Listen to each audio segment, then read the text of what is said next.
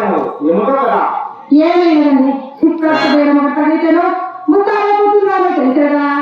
వచ్చిన ఆ కోపము ఎంత ముక్కబెట్టిన ముత్యాన్ని.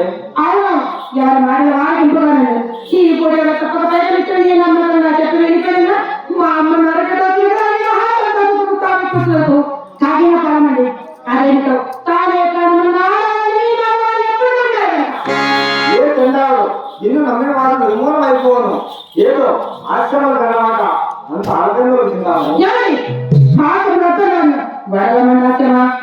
పోనిమ్ము పొరపాటు కానీ వాడెన్నో వచ్చినాడు. ఎవరండి వాడు? వాడే శుద్ధి చెట్టి. అదిగో ఈతలేని మీ మనసు మీద మరిన ముందనే ఉంది.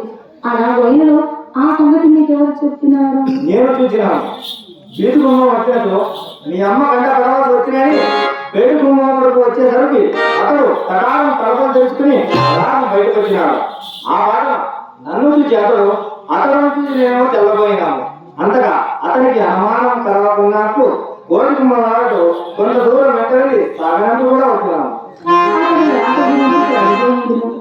అతను ఏం చెప్పింది తెలియకుండా మనం ఏం చెప్తున్నా చెక్కి అయినను ఆ కొద్ది చెట్టి కోమిటి బిడ్డ సాధారణంగా కోసినా కూడా నిజం చెప్పడు కదా. అదిగో ఈ దొంగ చూసేదా యాని ఎందుకు వచ్చినాన్ని అతన్ని ఎందుకు తెలుసుకోలేకపోయారా? అడిగినాను. ఏదో మేలము కావాల్సి వచ్చినాడని చెప్పినాడు. ఏదో మేలము కావాల్సిన చెప్పాను కదా. ఇది సందేహం. నా సందేహమా? చెప్పినా కోపగించుకోవు కదా.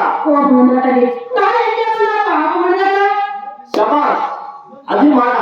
ఇదిగో ఇప్పుడు చెప్పేది వినము. మేలము కొరకు వచ్చిన వాడు విచ్చలవిడిగా వీధి మోత అదురుతూ బెదురుతూ పెళ్లి దాగిపోవడా నా సందేహం.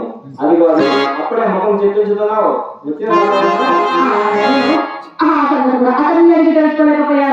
అంతలో ఒక బాల్య మిత్రుడు అక్కడి బహుకాల సమావేశమున పరమాదాయం చేత కృష్ణకృష్ణుడు వేజూపోతుంది. అందువల్ల అడవులకు అవకాశం కలదు. అలాగే నేను చెప్తాను. అలాగే ఇప్పుడు మేర వచ్చి మాట్లాడితే మా అమ్మతో మేడమే తీసుకొచ్చింది. మా ఇంటికి వచ్చిన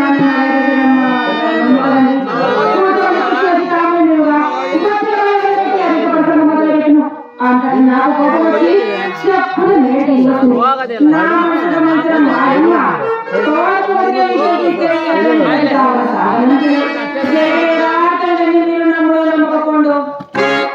వెర్రిముఖమా, నీ మాట వేరుగా నేనప్పుడు నమ్మలేదు. నాతో ఎన్నో కూడా నరసంత అబద్ధం ఆడమే కదా నా నమ్మకము. మీతోనే కదండి ఈ చింతామణి ఎవరితో అబద్ధమాడు. అసలు చింతామణి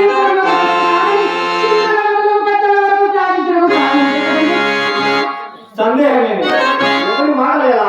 నేను ఎన్నిసార్లు